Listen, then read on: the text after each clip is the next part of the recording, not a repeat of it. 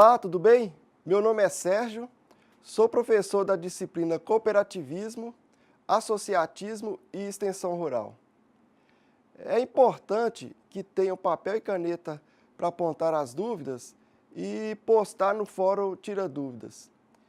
E é também muito importante complementar os assuntos vistos na videoaula com o estudo do caderno didático.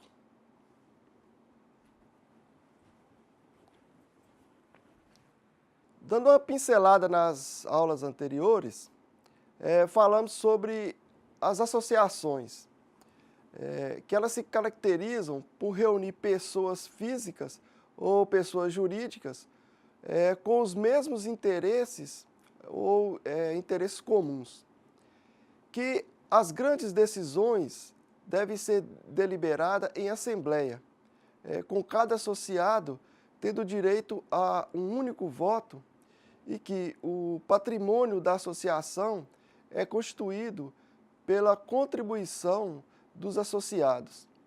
E essa associação é uma entidade de direito privado.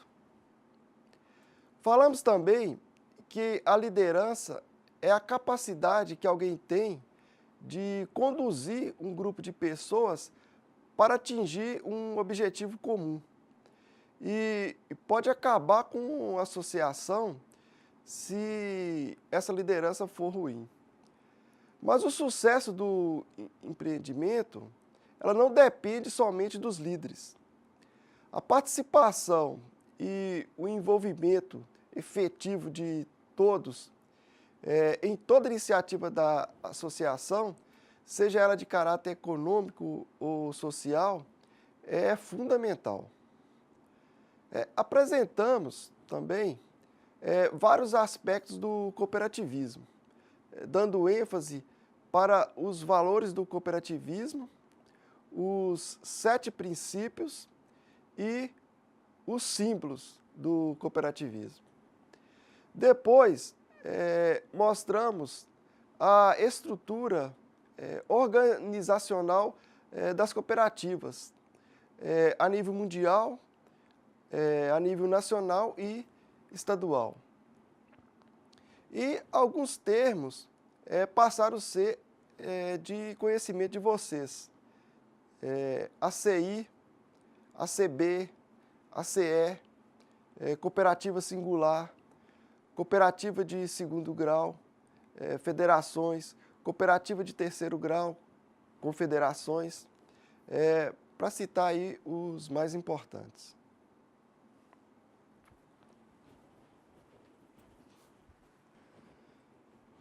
Iniciando a nossa terceira aula, vamos falar sobre o ramo das cooperativas, mas antes, veja os números do cooperativismo no mundo.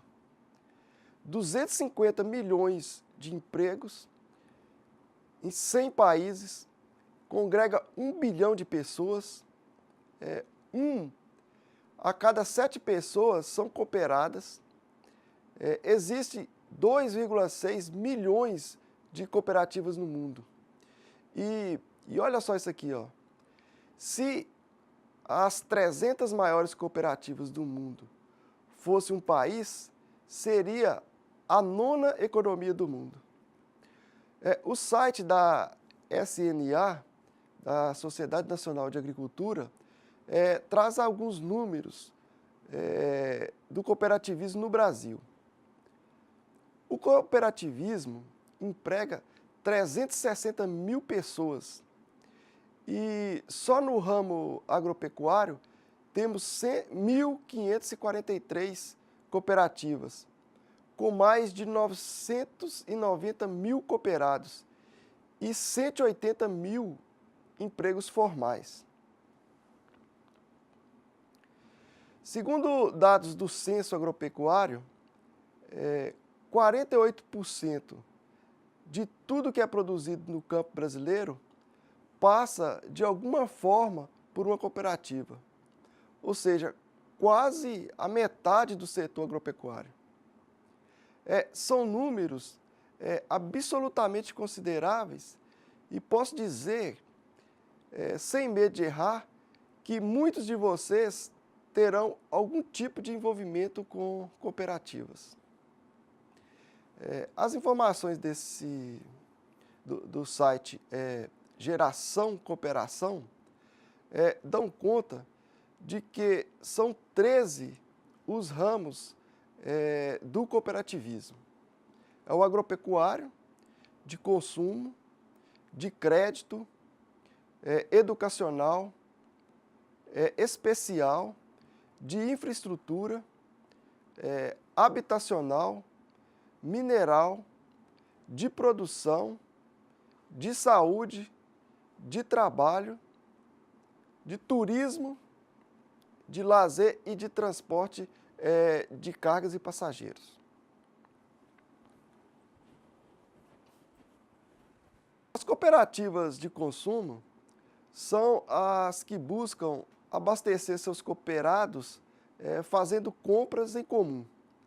Assim, consegue tornar o preço mais baixo e manter a qualidade dos produtos.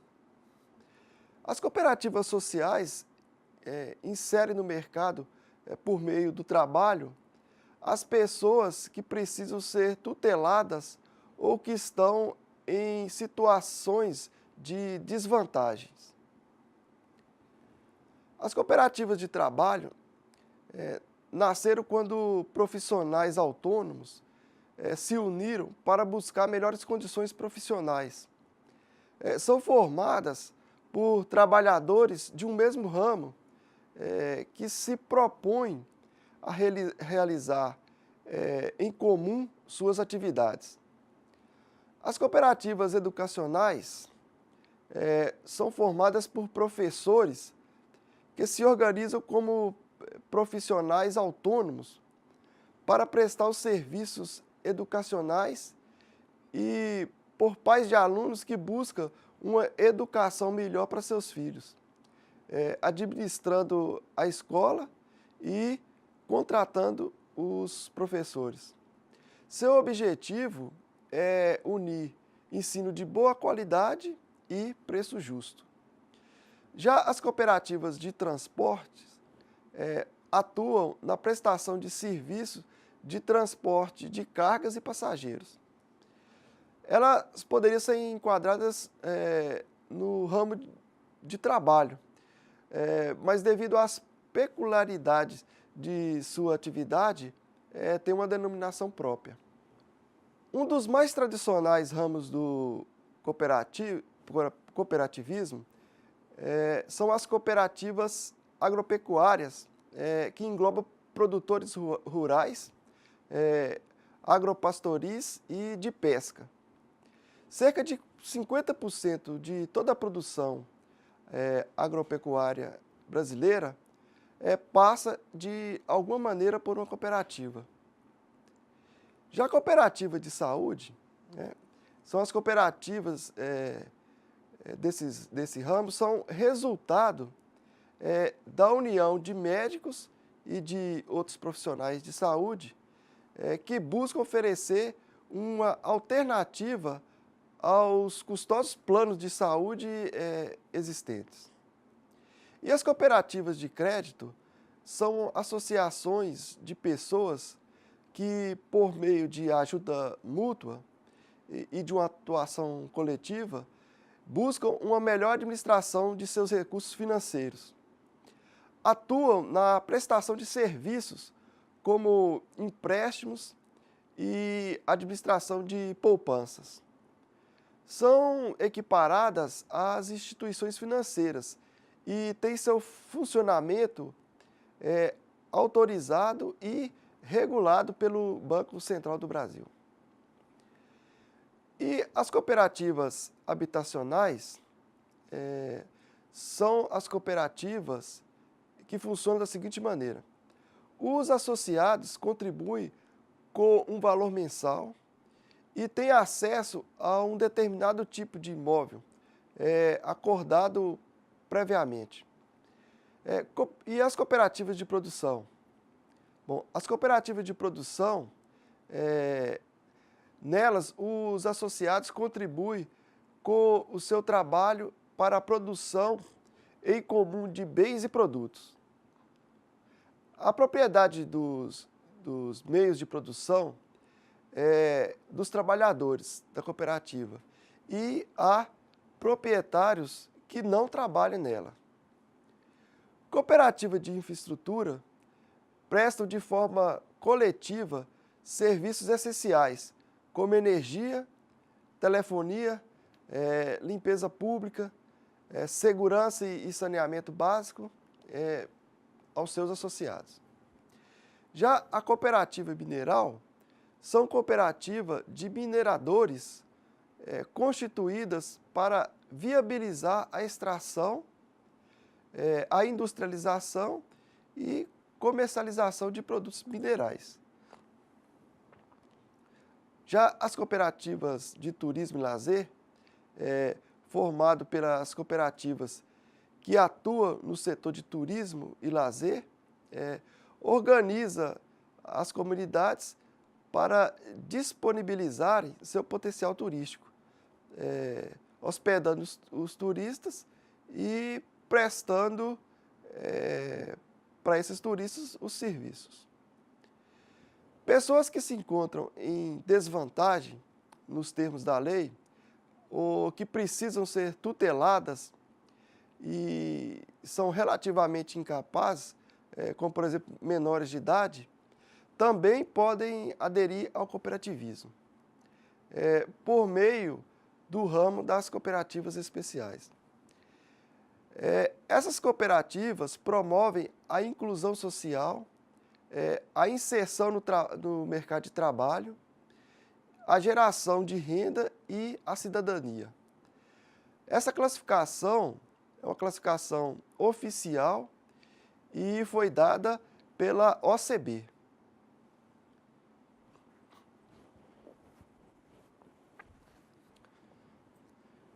O quadro apresenta a distribuição do número de cooperativas brasileiras por ramo de atividade.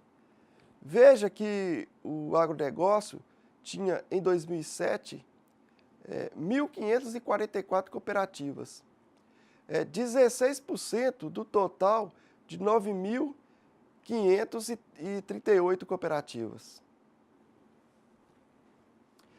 Já essa tabela mostra dados importantes para o técnico agropecuário. Apesar de não ser o ramo com maior número de cooperativas, o ramo agropecuário é o mais expressivo política e economicamente, com quase 880 mil associados. O ramo é formado pelas cooperativas de produtores rurais, ou agropastoris e de pesca. E os meios de produção são de propriedades do cooperado. Já falamos em outras aulas que as cooperativas agropecuárias cuidam de toda a cadeia produtiva, prepara a terra, o cultivo, a industrialização, a comercialização, assistência técnica, e, educacional e social. No início dos anos 1900, o então governador João Pinheiro criou um projeto cooperativista com a finalidade de eliminar intermediários estrangeiros na comercialização da produção agrícola, principalmente o café, que era o principal produto da época. E essas foram as primeiras cooperativas agropecuárias brasileiras. Para enfrentar a dificuldade, as cooperativas brasileiras estão se diversificando, principalmente na venda, na compra e na industrialização de uma grande variedade de produtos. O processo de diversificação pode ser concêntrico ou conglomerado.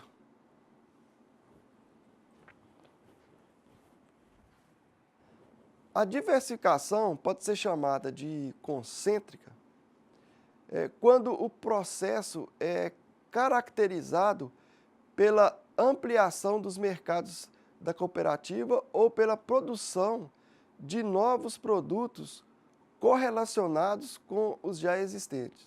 Um exemplo é a cooperativa de leite, que incorpora novos produtos lácteos em sua produção.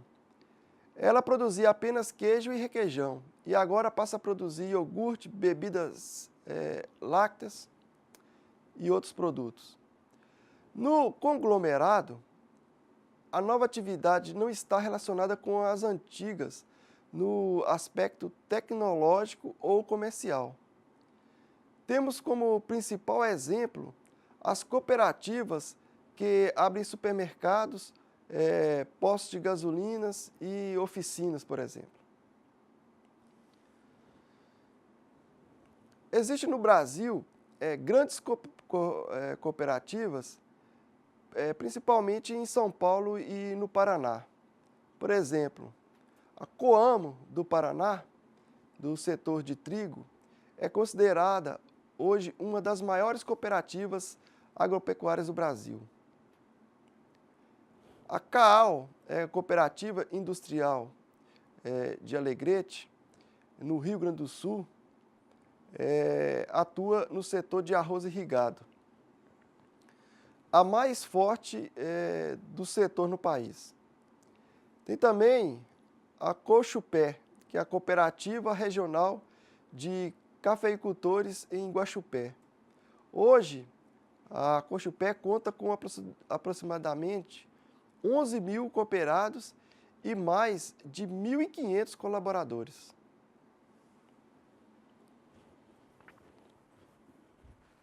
Vimos que a administração das cooperativas e associações é de responsabilidade dos cooperados e associados e que as decisões são tomadas de forma igualitária, ou seja, em igualdade de condições.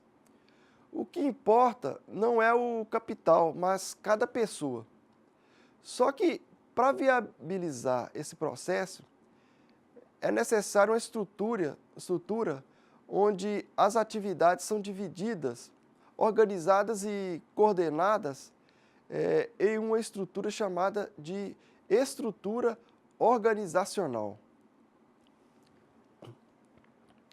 Para se criar uma estrutura organizacional, é necessário, primeiro, definir qual o principal objetivo da cooperativa. É preciso também determinar as atividades que serão atribuídas a cada pessoa ou a cada grupo de pessoas.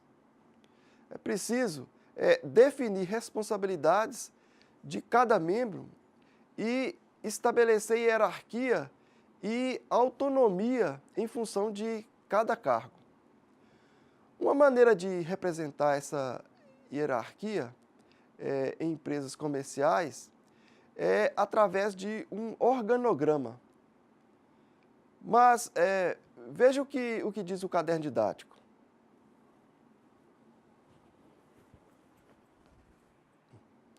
É importante ressaltar que o organograma varia de empresa para empresa em função de suas atividades e de sua estrutura hierárquica. Embora essa hierarquia possa variar um pouco na empresa comercial ou na sociedade empresária, as decisões são tomadas pela figura de seu presidente e diretores. No caso específico de uma cooperativa ou associação, a Assembleia Geral é o seu principal órgão, aquele que bate o martelo na hora das decisões. A estrutura organizacional dessas organizações é formada basicamente pela Assembleia Geral, pelo Conselho de Administração e pelo Conselho Fiscal, que tem funções e atribuições especificadas no Estatuto Social. Esses órgãos são compostos por associados eleitos ou por todos os membros de uma forma democrática. Essa é uma estrutura básica e didática, mas normalmente a estrutura das cooperativas são bem maiores e mais complexas que essa. Veja que a Assembleia Geral é o órgão máximo das cooperativas e associações, onde as decisões importantes são tomadas. É lógico que essas decisões devem seguir o que manda a legislação do país e o que está escrito nos estatutos das entidades. Guardados esses limites, a Assembleia pode deliberar sobre todo e qualquer assunto de interesse dos associados. É importante que a decisão da maioria seja acatada e respeitada. E existem dois tipos de Assembleia: Assembleia Ordinária e Assembleia Extraordinária. A Assembleia Ordinária é a Assembleia programada para acontecer. Os assuntos tratados são aqueles obrigatórios, que são os relatórios sobre a gestão do ano anterior, o balanço patrimonial e o demonstrativo das sobras ou perdas apuradas no período. Acontece uma vez por ano e tem até o dia 31 de março de cada ano para serem realizadas. Já assembleias extraordinárias são aquelas para tratarem de assuntos diversos e são marcadas sempre que os associados e administração julgarem necessário. Os assuntos que podem ser tratados nessa assembleia são, entre outros, a fusão, incorporação ou desmembramento, reforma do estatuto, fim da organização e vários outros. Além das assembleias gerais, dois outros órgãos são obrigatórios para a existência da cooperativa e da associação. O Conselho de Administração e o Conselho Fiscal. E tem também outro que é facultativo, mas também é de grande importância, que é o Conselho de Ética. Segundo o Inácio Pereira, economista, especialista em gestão e cooperativismo, em artigo disponível no site Gestão de Cooperativas, a cooperativa é administrada por um conselho de administração ou diretoria composto exclusivamente de associados com mandato nunca superior a 4 anos. A função do conselho de administração é programar os planos de trabalhos e os serviços da cooperativa. É também fixar as taxas de serviço a serem pagas pelos associados. Estabelecer normas administrativas e financeiras para o financiamento da cooperativa. É função também contratar o gerente e o contador, deliberar sobre a admissão, a demissão, eliminação e exclusão de associados, zelar pelo cumprimento da legislação cooperativista, trabalhista e fiscal. O Conselho Fiscal é composto de 6 membros, sendo 3 efetivos e 3 suplentes, eleitos anualmente, exceto as cooperativas de crédito, onde seu mandato é de 3 anos. Importante destacar que apenas 2 membros podem ser reeleitos.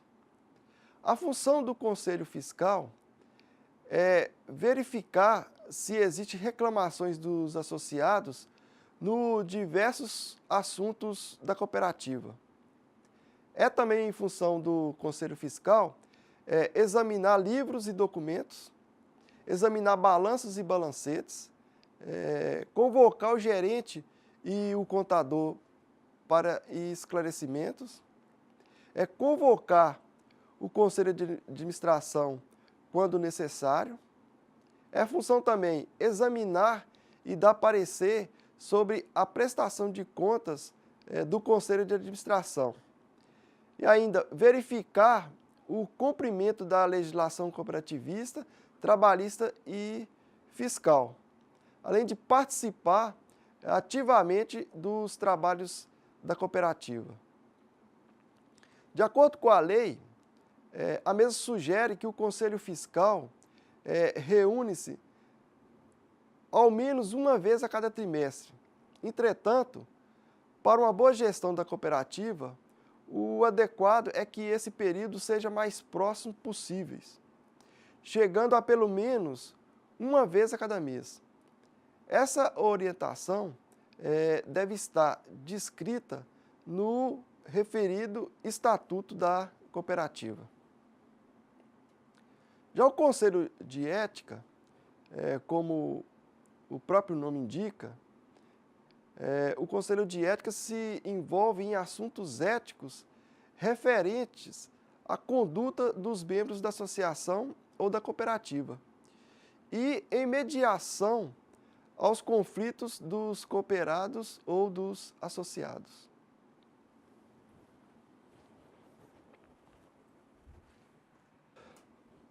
Vamos falar agora sobre os principais documentos que regem a rotina de uma associação ou cooperativa, especialmente o Estatuto Social, o regimento interno e as atas das assembleias. O site Cooperativismo traz a explicação de Estatuto Social. Então, o Estatuto Social é o conjunto de normas que regem funções, atos e objetivos de determinada cooperativa e é elaborado com a participação dos associados para atender às necessidades da cooperativa e de seus associados. O Estatuto deve obedecer a um determinado padrão, mas não convém copiar o Estatuto de outra cooperativa, pois a área de ação, assim como os objetivos e metas, sempre diferem umas das outras. É direito e dever de cada associado possuir o Estatuto Social da sua cooperativa, conhecer o conteúdo de todas as normas e regras estabelecidas e aprovadas nas assembleias, quando da constituição da cooperativa ou da reforma estatutária.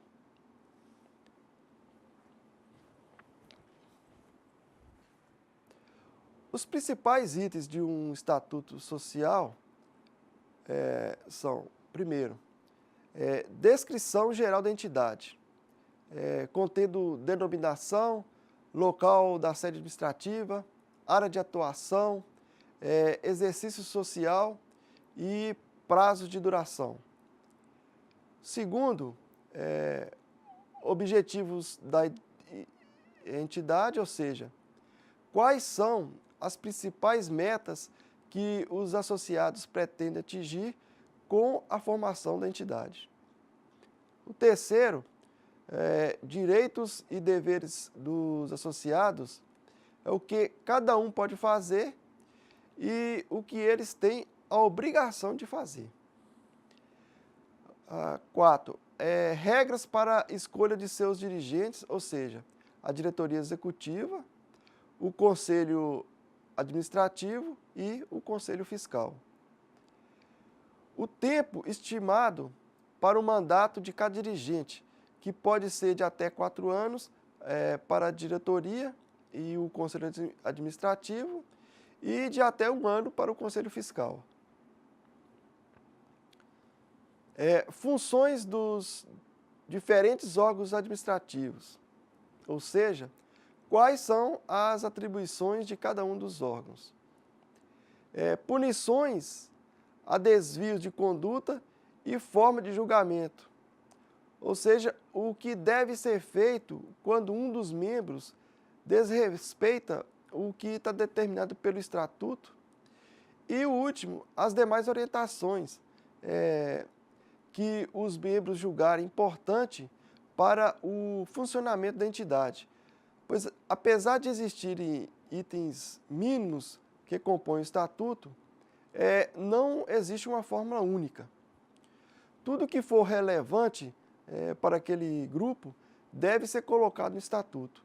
Por exemplo, se o grupo acha importante destacar a qualidade do produto que irá ser vendido na cooperativa, então esse deve ser um item incluído.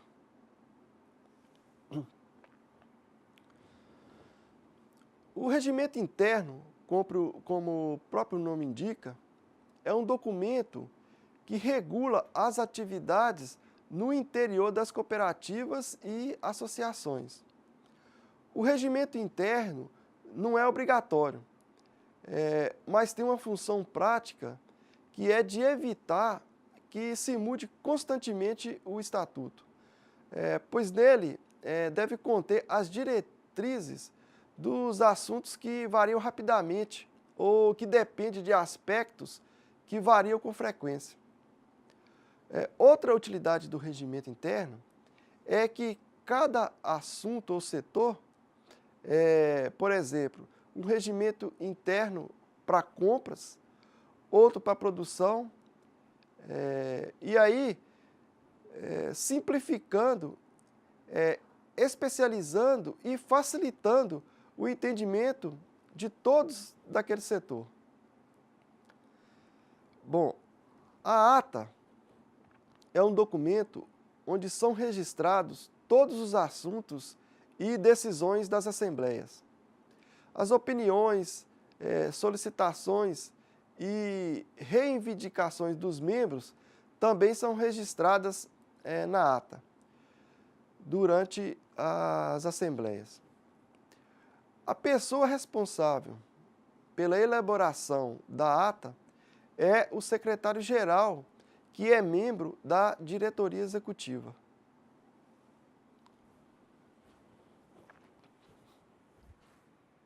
Então, são esses os passos a serem seguidos para a elaboração da ata. Primeiro, durante a reunião, anotar os pontos relevantes para a elaboração da ata. Segundo, após a reunião, elaborar a ata de reunião dentro das normas estabelecidas pelo Estatuto. Terceiro, informar aos associados sobre o conteúdo da ata para verificar se existem possíveis alterações. No caso de alterações, proceder às correções. E não havendo mais alterações ou sugestões, lavrar, que é registrar, a ata em livro próprio. Um sistema organizado, documentado, deve garantir os princípios e os valores cooperativistas, como a equidade dos membros e a valorização das pessoas. Na próxima aula, os assuntos são bem importantes. Trata-se de gestão financeira e desenvolvimento sustentável. Então, espero os senhores lá.